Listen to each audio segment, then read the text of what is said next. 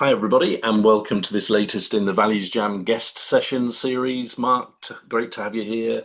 To start with, please tell everybody who you are and about your great work. Great. Thanks, Alan. It's great to be invited into a Values Jam session. So my name is Mark Tabbron. I'm based in South Africa. For the last 31, nearly 32 years, I've been running a company called Red Zebra, which is a dream and a passion project come to reality. I feel very fortunate to have found my passion as a young teenager and then developed a career around it. And essentially, it was all based in rhythm, rhythm and percussion as a tool for engagement. Excuse me, got little mozzies flying around.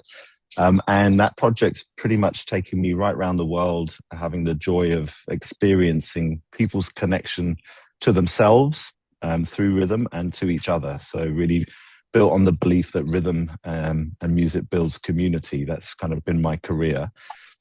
And it's kind of expanded into what I would call the area of deliberate creativity. And so for anybody that knows my work, I've been championing the concept that creativity, another friend of mine says, will save us. And so I'm very passionate around catalyzing people's possibility thinking. And I'm involved in a bunch of other very creative and playful projects, which I don't want to bore the audience with, but I would be very happy to share my LinkedIn if anybody wants to learn more about my work as a creative catalyst.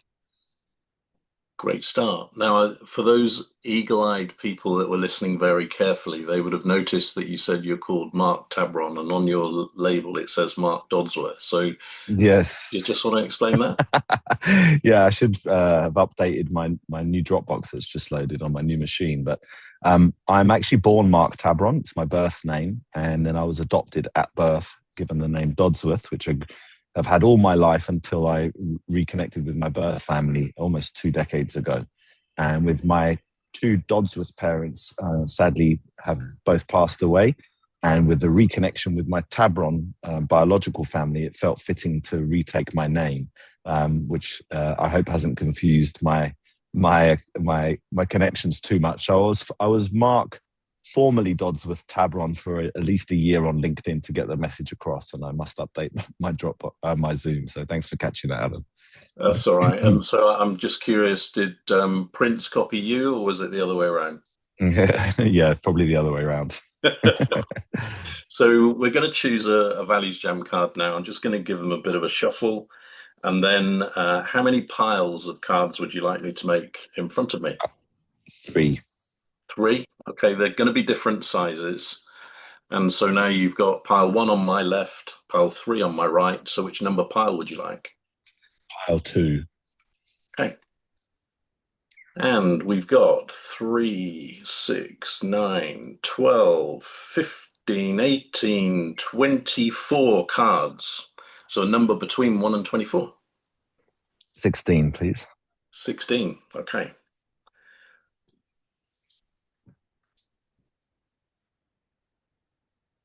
All right. So it's really a bit weird that you were talking about your family name.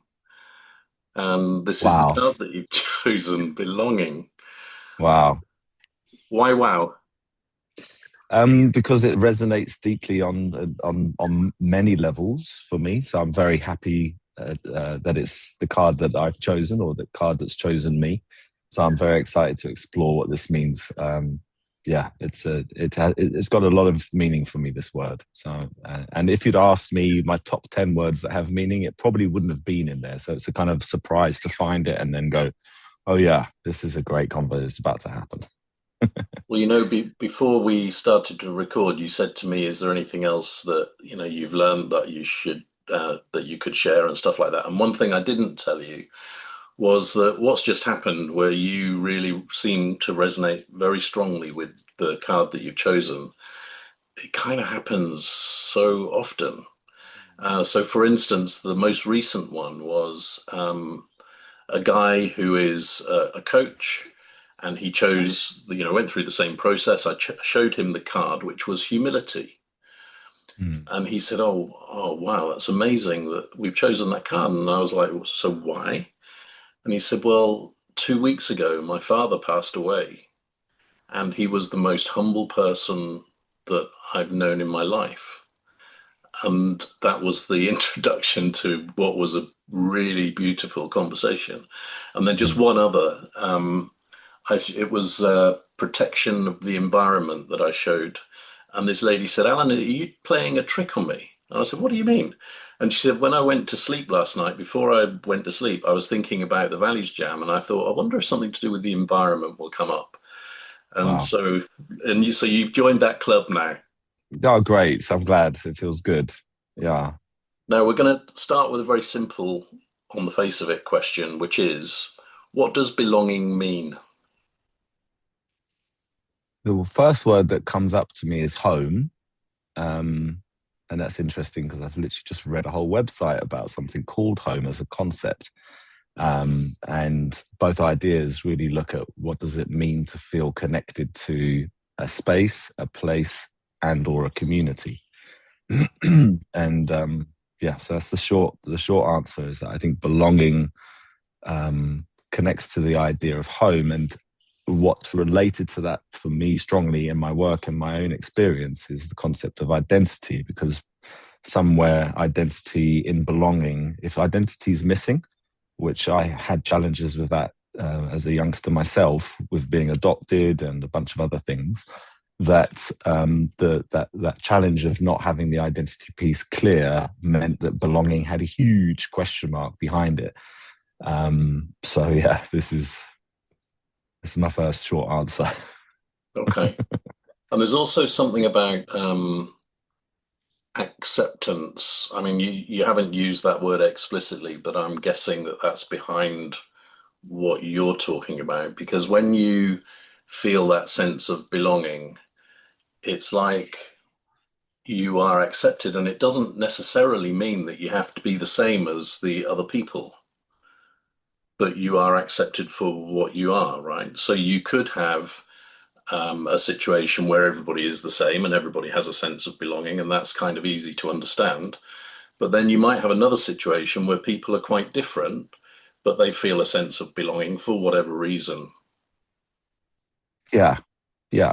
I think it's definitely nuanced. I think from my own connecting it to my work and to my personal life journey, I definitely feel that the concept of identity um, kind of resonates a little bit more about acceptance. Obviously, I could look at that, and I think your point is right around what does it really mean to be accepted? Do you have to be the same, or do you have to be different? And of course, context depends, right? So that's an interesting take on that.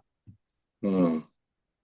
And then there's somebody that I know in Iran, and she's an artist actually, and she's really interested in this concept of belonging. And her take on it is that it doesn't have to be somewhere that you're familiar with. So she was saying that when she's traveled, she's gone to a place that she's never been to before, but just feels this sense of belonging. Mm, And so her work is about trying to understand what that's all about, because it's not the mm, kind of, you use the word home very early on, and lots of us do when we think about belonging. And she was saying, no, it's not that. There's something else. So, what's your mm. response to that? Well, it's an interesting one. And of course, I can only speak through my own personal lens, which happens to be quite a spicy, diverse life journey. So when we talk about kind of um, home and belonging, and whether or not it is about a space or a place, I have the personal experience of returning to the country that I'm born in, which is South Africa. I came back in '98 initially to perform in my band, and then by 2000 had decided to return home. And in the returning of home, it was very much like, I don't know this place at all. But in that first trip, when I found myself on the edge of a mountain up the Maluti Mountains in the Drakensberg, listening to a choir singing, I felt more home than I'd ever felt before. In fact, that moment was the first time I ever cried to music. So it was a very emotional experience. And I was just like, this sound of this choir, it's a little bit like the same style that Lady Smith Black Mambazo, for anybody Yeah. who knows that. And that style of music is called isikatamia, which means soft movement. So this choir of about 10 men on the side of a golden grass hillside. Imagine the sun setting and there's a circular valley, mountains all the way around. And as soon as they started to break into this harmony, I definitely felt a deep sense of belonging, even though their sound and what they were singing in Zulu, I think, was not my culture. I couldn't relate to it through an understanding, but the sound and the experience on that mountainside was capital belonging with a capital B. So that gives one side of the answer, which is really connecting to a space and a place that's unknown but feels like home. I definitely had that experience. And then I guess there's the next round of experience around the acceptance part, because when I left the UK in 2000, it's 26 years ago, so I'm 52 now, so I was about 26, 27 years old. I happened to be wearing very long, grown long dreadlocks, so dreadlocks in a nose ring, and arriving with that slightly odd look, which is not so-called that normal for a so-called white guy to be swinging with big Marley locks. I found that when I came back to South Africa, the Rastafarian community were all so welcoming and recognition of anybody that would else choose to wear their hair in dreadlocks. So what they do in the Rastafarian community is if they see another Rasta, they will shout out, "Ahoy, Jaman," and there'll be a fist raised in the air. So I had this kind of like, "Ahoy, Jaman" reception that didn't stop. So it really felt like, okay, I'm here and I'm being seen. Whereas wearing dreadlocks in the UK age, in my teens and 20s, I didn't really feel that seen or acknowledged or recognized or accepted. So there was some very tangible experiences around the difference between home and acceptance. Yeah. Mm. And, you know, I'm going to maybe tap into your interest and knowledge of music now, because you mentioned that with the choir, and it brought up two memories for me. And there's something about music that creates very vivid memories, and maybe you'll be able to explain why or whatever. But I'll share the two experiences. One was in Cape Town, and I was just walking around the I can't remember what it's called. Is it Victoria Harbour or something like that? The V&A, yeah. The Yeah. V&A. So I was just walking along and then heard this beautiful choir sound, and went round the corner, and it's exactly what you were describing, you know, group of young people swaying and the music. And I stopped in my tracks, and I was just like, this feels so good. And now when I think of the word belonging, it did feel like that. It just felt really good to be there and part of it. Mm, And there's mm, actually a bit of an extra bit to this story, because there was an elderly couple, well, not elderly, probably not much older than me actually, but there was a couple, and the guy was videoing, and the guys that were performing had their bucket, you know, at the front for people to put money in, and we both stood there for a while, the couple and myself, and then the couple started to move away, and I couldn't help myself. I said, "Did you see the bucket?" And they both turned around and looked at me, didn't say anything, and started to walk on again. And I said, the reason it's there is because if you enjoyed it, which I think you did, you might consider giving them something. And they were really uncomfortable, but didn't put any money in the bucket, so I failed. But it was like, how dare you be so disrespectful, you know? And mm, I didn't know that group of people. Why am I sticking up for this group of people? There was a mm. connection there. Yeah. And then the other story about music is Bali. So I went there for my honeymoon, and we went to, you know, here's some traditional Bali music, and it was just amazing. And just generally that place, I remember thinking, if I wasn't here with my new wife, I quite fancy getting a job selling deck chair places on the beach, and would stay. And of course I didn't, because Yeah. situation. But again, so music, what I'm curious about, why does music create such strong emotions, and the one that we're talking about, this belonging? Yeah. So, I mean, having used music for, a few decades in all types of uh, projects around youth development, all the way through to leadership conferences, where essentially you're working with people that are on a mission to achieve something. And I've been very blessed, if you like, to have an opportunity to take music to some places where you wouldn't expect to see music. Maybe it could be, um, the UN or the African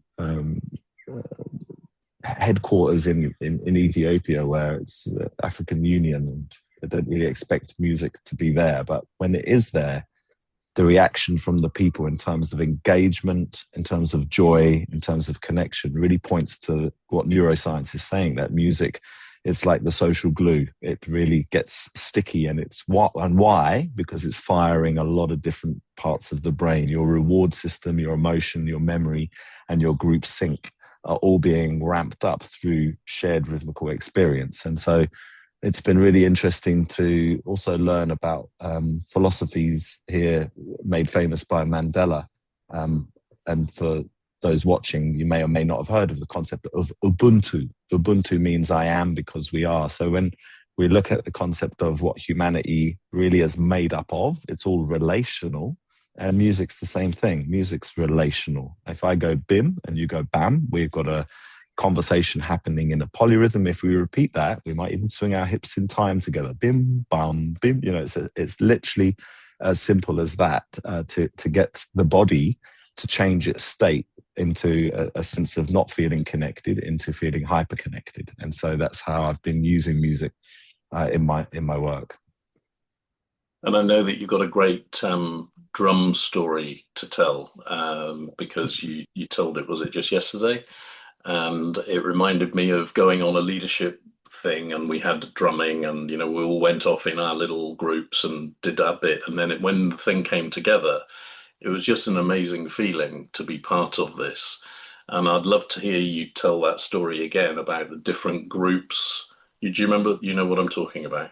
No, which story was it? I don't know which It drum, which was story. it was the first time that these different chapters or something of people using the same drum were brought together, and it was hundreds of people. And you talked about how when you heard what sound was created by all of these people, do you know the one that I mean? No? I actually don't know, but it's a good kind of general description of what it means en masse. I mean, I'm wondering whether or not it could have been the mind story.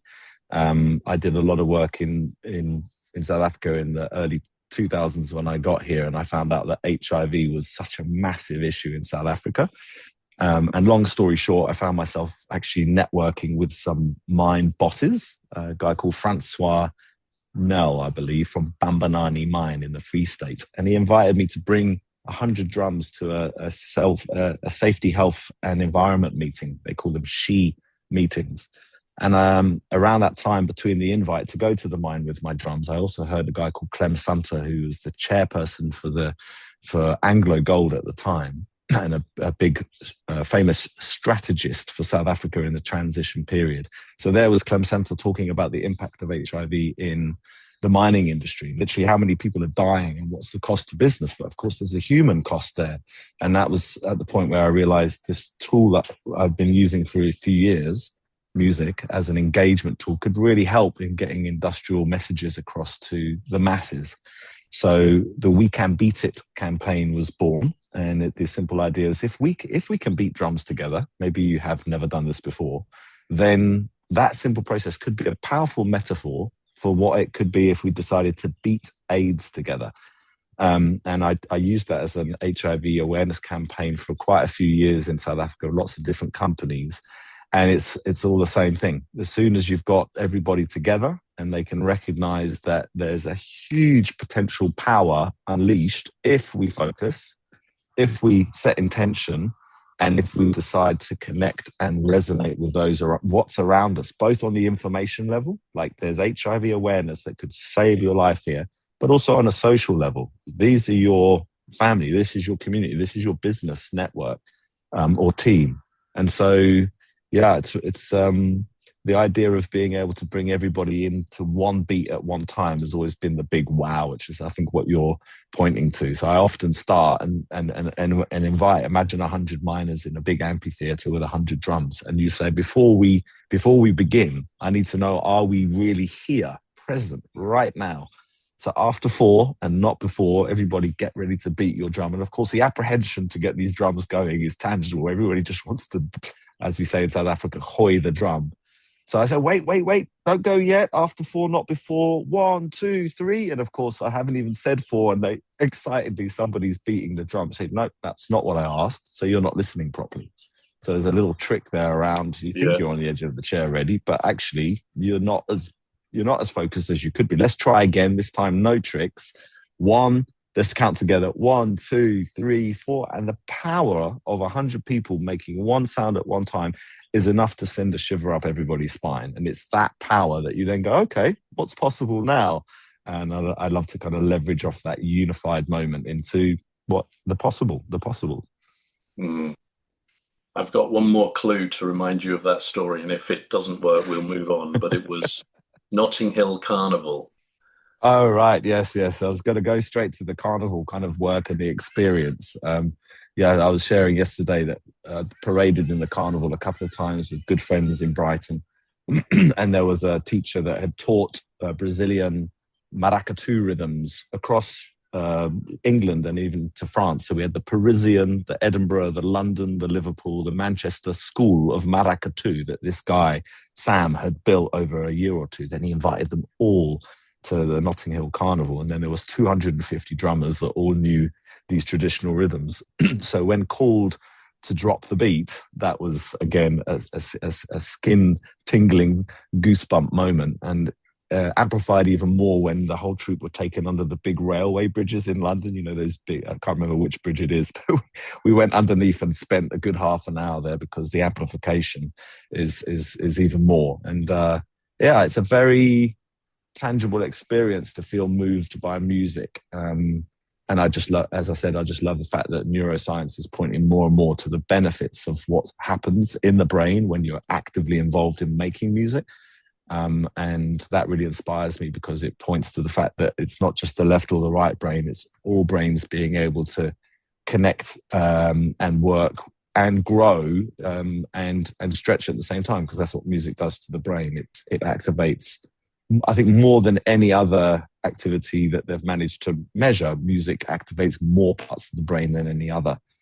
So there's something very special. And we've been, as humans, we kind of been making music since day one. You know, there's some amazing stories of the oldest flute, 35,000-year-old bone flute that they found in France. And then they went to another cave and found a 75,000-year-old antelope bone flute. And it was just like, well, how much further do we need to prove that we're made of music? Music enabled us to become the humanity that we are. And that points back to the conversation we're here to explore about belonging. So deeper than perhaps just the concept of home and community, it's actually perhaps a deeper, as I've been exploring myself, a deeper connection and belonging to the world that we live in. And that's another conversation we could explore around connection and belonging. Mm. So we've been very kind and gentle to ourselves, because this has been really great fun and uplifting so far. But I like there to be a bit of balance. So let's move to the opposite side of the coin. And the next question is, where have you noticed a lack of belonging? Yeah, well, it kind of dovetails sweetly with what I just said there about connection, and maybe connection to the planet that we live on, the natural system that, Mother Nature. So I've definitely, since COVID, been on a personal journey to explore what it means to foster a better connection to my relationship with the planet that I live on. And in doing so, found myself noodling and exploring with many people in my network, how might we raise the consciousness of leadership through what's known as the permaculture ethics. So I did a permaculture course in 2000, and I learned about the ethics and the system that is Mother Nature, really just kind of explored to enhance the idea of less effort, more impact. You know, how do you get a bumper crop and do it really smartly? How do you work with Mother Nature systems rather than against them? And when you start to adopt those principles, and in permaculture, they break them down into three ethics, which is people care, fair share, and earth care. And the idea that we came across was to explore how those ethics, people care, fair share, and earth care, could literally raise the consciousness of leadership. So a few years ago, I collaborated in birthing a concept called perma leadership.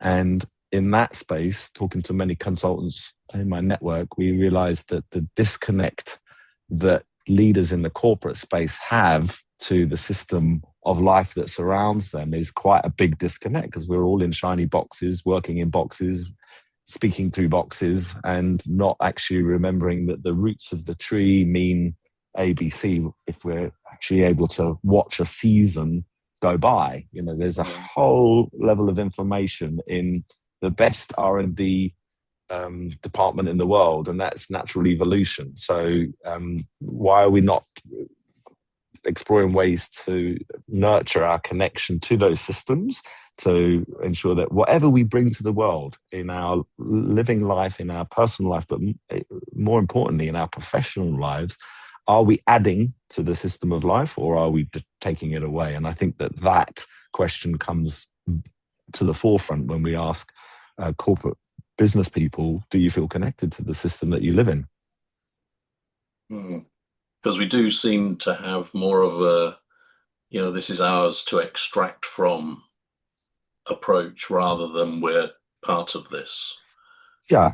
And I guess that's part of our education system, which is part of the industrial system, which is going through huge review right now, which is an exciting time to be, because, of course, our industrialized capitalist systems have been successful because of their extractive nature, but they're not sustainable. So we have to really look at not just sustainable design, but regenerative design. And I think the act of adopting a regenerative mindset in itself is a connecting activity.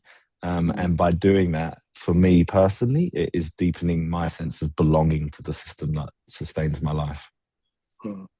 You reminded me also there's an environmental education or a conservation educationalist called Paula Kahumbu in Kenya. And one of the things that she either does regularly, or maybe she's just done it recently for the first time, I'm not sure, but she took a group of young students out into nature, the wilderness, and it was to learn from what they discovered, and then asking them the question, how can we learn from the lessons that nature is giving us to apply in our lives? And so it was a bit like you were saying about the natural world being the best research and development department, you know, so it was putting them in that department and then saying to them, so guys, you know, that snake shedding its skin, what could that teach us about whatever? Absolutely, yeah. And just imagine how much more interesting that is for young people than sitting in a room being spouted at. Yeah, exactly. And I think that sparks ideas and lots of other conversations that the two of us are part of around education and what's the future of that. So I'll try and switch that part of the brain and stick on topic here. But yeah, I think it's an interesting time to be asking ourselves what's really important, right? And again, that's also goes back into belonging. Do you feel that you belong to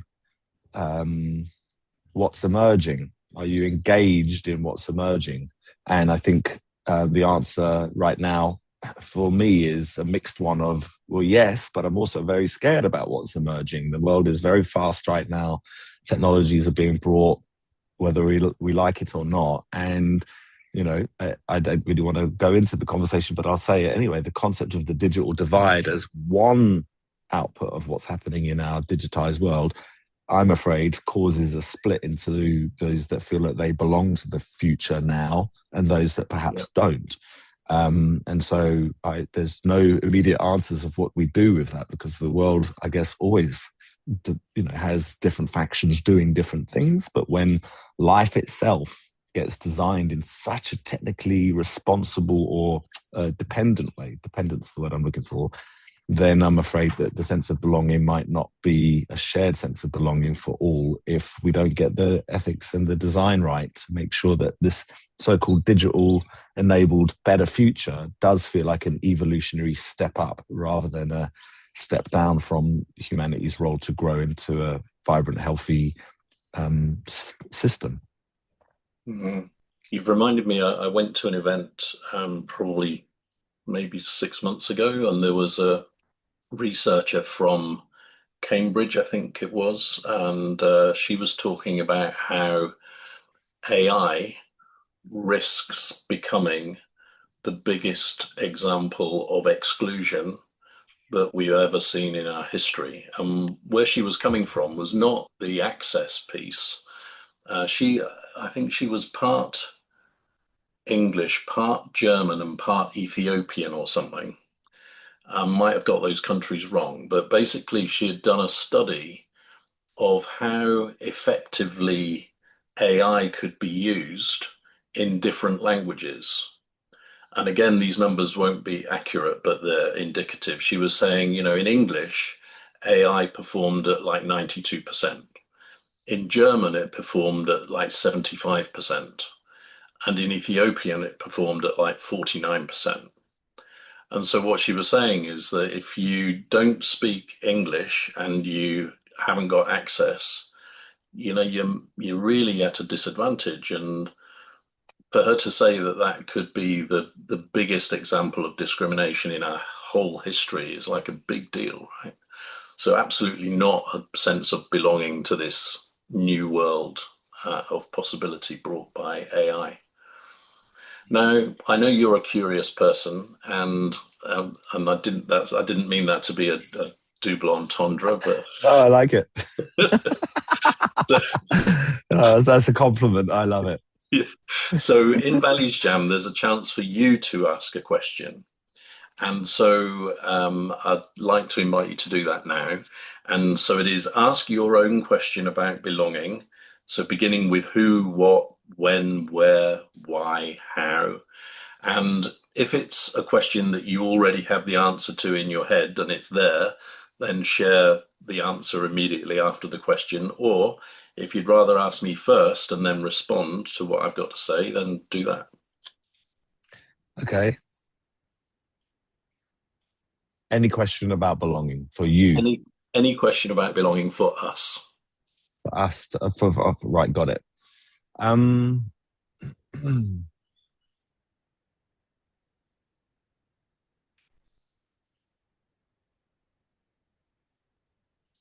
interesting because my brain's kind of going, okay, well, if it was a question about belonging and we went into the who, what, when, I'd be like kind of uh, wanting to explore the kind of when or what type of belonging um, do we think is the most important? What type of belonging is the most important um, for a healthy person, or maybe a healthy community, or a healthy society? And I And suppose, have you got your answer to share, or do well, you? I've got, it's probably mixed with other questions because I'm just identifying that we have split it up in today's conversation a little bit into the concept of belonging physically to a space. We've spoken about that. So that's one answer. Another one is to the sense of community, but I'm wondering if there's like kind of what other forms of belonging are important for healthy society. Okay, so I'm going to give you the thing that first came to mind, which is a contradiction, if you don't mind, That's because fine. I was thinking, okay, for the most important belonging for me is one, to be on my own in nature. So whether that's in the sea or looking at a mountain or in ancient woodland, just in awe at the beauty of nature around you and how I love the insignificance of who we are in that kind of situation. Um, so that's that. And then the contradiction is being with loved ones. So, that Mm. that feeling of just being with the people that are closest to you. And of course, they're opposites. So there, deal with it. Yeah, yeah, interesting, hey? Yeah. I mean, yeah, just kind of my brain has just come to a very it's kind of an emotional space for me a little bit. And it's very topical. It's happening for us all. We're all seeing what's happening on in the news.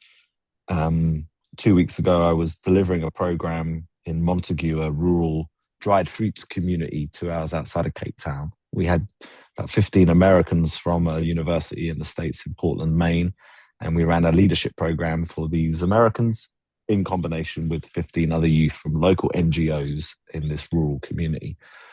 And by the end of the 5 days together, which was filled with music, drums, song, laughter, and a good dose of appreciative inquiry as a process for them to really build on strength and kind of charge each other up with a sense of possibility to be the ones we've been waiting for in any aspect in life. So a very broad template of exploration throughout the week. But by the end of the week, I found myself reading out a Facebook post, which maybe we could share it out in the show notes if you're going to share this. But it was a piece of writing that I'd seen on Facebook, and it was talking about who stole Africa's future or something like that. And in the midst of the recent news in South Africa, we have a huge upheaval of belonging. In the last month, there's over 90,000 Malawian and Zimbabwean people that have been pretty much chased out of South Africa and were leaving en masse on buses by the 30th of last month. And this piece of writing kind of said, where are they running, our brothers and sisters? And we as South Africans, have we forgotten who helped us get over apartheid? Because it was not, we must not forget that it was the biggest African collaborative project to be able to release South Africa out of that experience. So it's with a deep kind of sense of sadness that the reality, when we look at American news with what's happening with ICE and other things, and then in South Africa, our own government here literally saying if you don't have the right papers, you're not welcome here. Right? We get that. There is a tax on the resources of our country. We get that, and it gets clouded with a big story of whether or not this is a xenophobic act by those people chasing. And there are rising communities of South Africans saying they must all leave.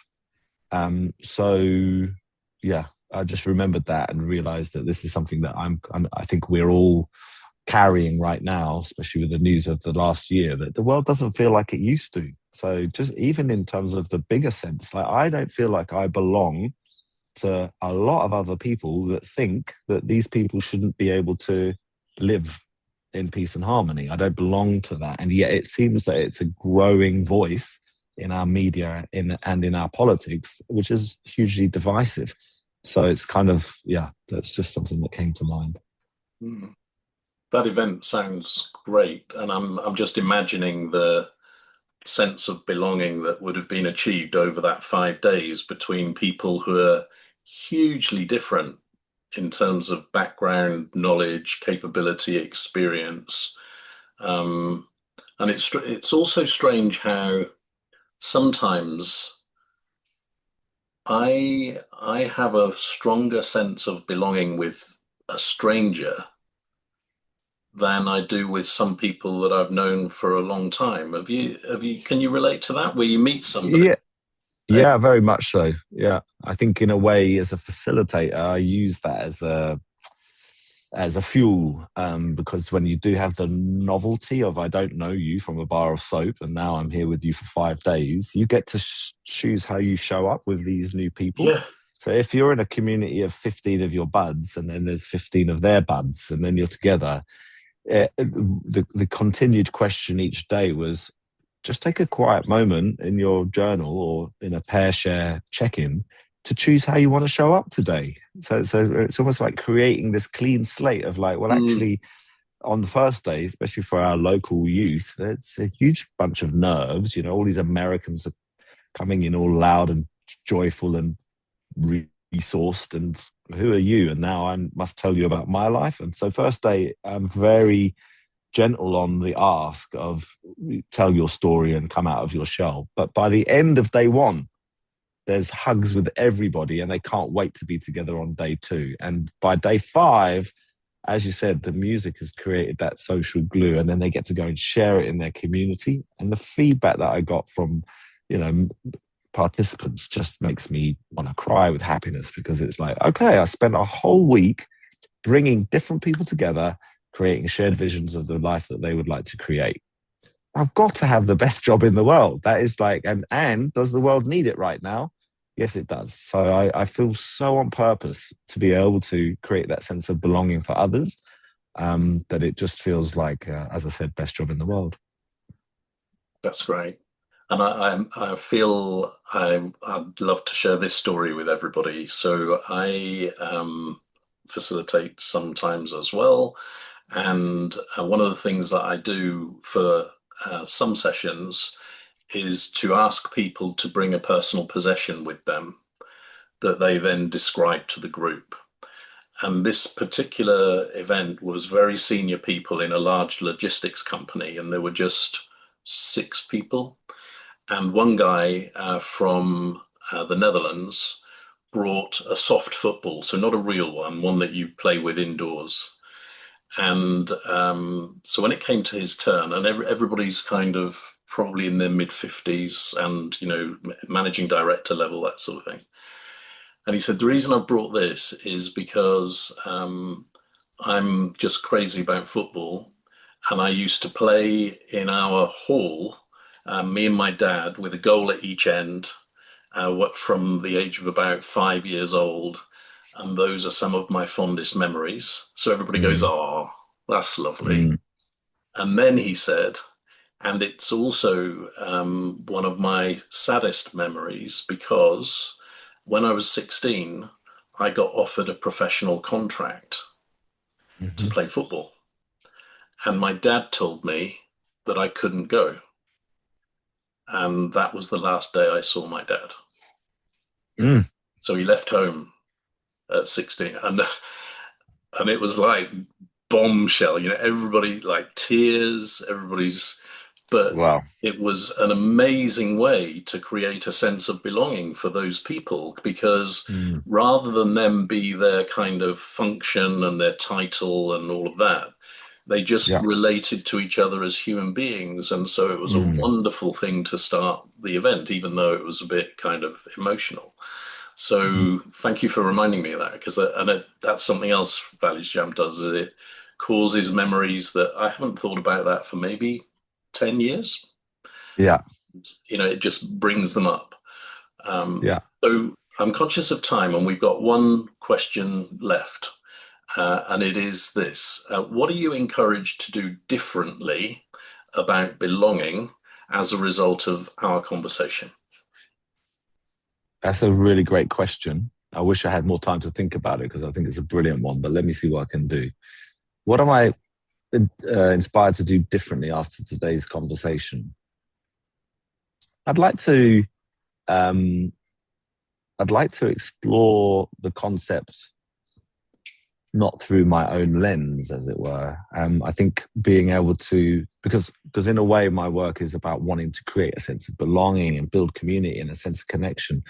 And it's almost like it's my perception going, this is what the world needs, but flipping the question and asking similar questions around belonging. Where does this word land for you? It might be something it is something that I could imagine me doing in my sessions, to explore it. So I could take that on as an exploration with those I'm blessed to work with. I feel like it needs a 2-part answer. I don't know what the second thing is. But I had something in the brain before you asked the question, and maybe there's a link there. And the thing that was in my head was, okay, final layer of belonging. And it was coming out from what your story was. And it was this idea of you showed about the assets. You bring something from your personal story, and it made me think I've done similar activities. And one of them is about a childhood picture of yourself. Like, bring a childhood picture of yourself. We were working with UNICEF with my partner Ollie in the UK, and it was all about children. It's UNICEF, right? So bring the sense of the child into the room. Brought all of the UNICEF directors together, invited them to bring a picture of their child and a little story about their small child. And then by placing a gallery moment for that, what I witnessed was a deepening of belonging to your inner child, belonging and connection to the most, what's the word I'm looking for? It's like the most,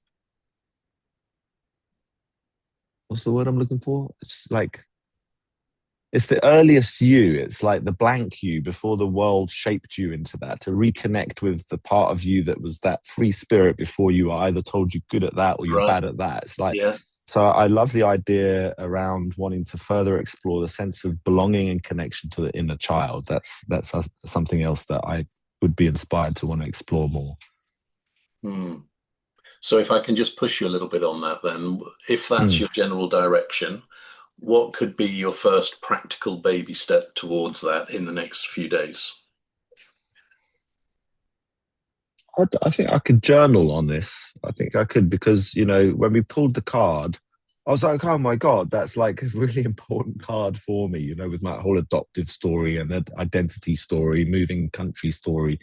So if I was to journal from that, I reckon I would like to see if I could craft 3 questions that, if I was at the beginning of another journey, I'd like to use them as starters, because I do a lot of work with the inner child, but the word belonging and connection to that inner child seems to be a place that I'd like to further explore. So I will journal on it in the next few days with the intended output to come up with 3 or 4 generative questions that help people and me learn more about what belonging means to those that I work with.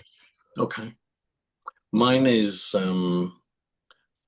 through this conversation, I've been thinking, and I suppose specifically when we started to talk about facilitation, I realized that quite naturally I try to create a sense of belonging with people that I'm with.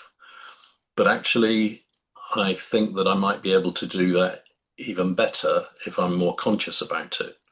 And what this conversation has done for me is just raise my level of awareness of how important it is, and how, whilst I might do it kind of naturally or unconsciously at the moment, how much better could it be done if I was conscious about it. So that's for me. So thank you very much for belonging to the Values Jam community now, because you're a qualified Values Jammer. And I've loved the conversation. Yeah, It was me so good. too. Thank you so much, Alan. And thanks for forwarding and creating such a brilliant concept. I'm really inspired by your work, and I wish you all the best with it. I just wish I had enough time to go through the library. How many of these have you done now? I don't know. I'm just starting to catalogue them. So they started in 2022, Brilliant. but now they're one a week. And so there's probably a couple of hundred, 250, something like that. Amazing. Yeah.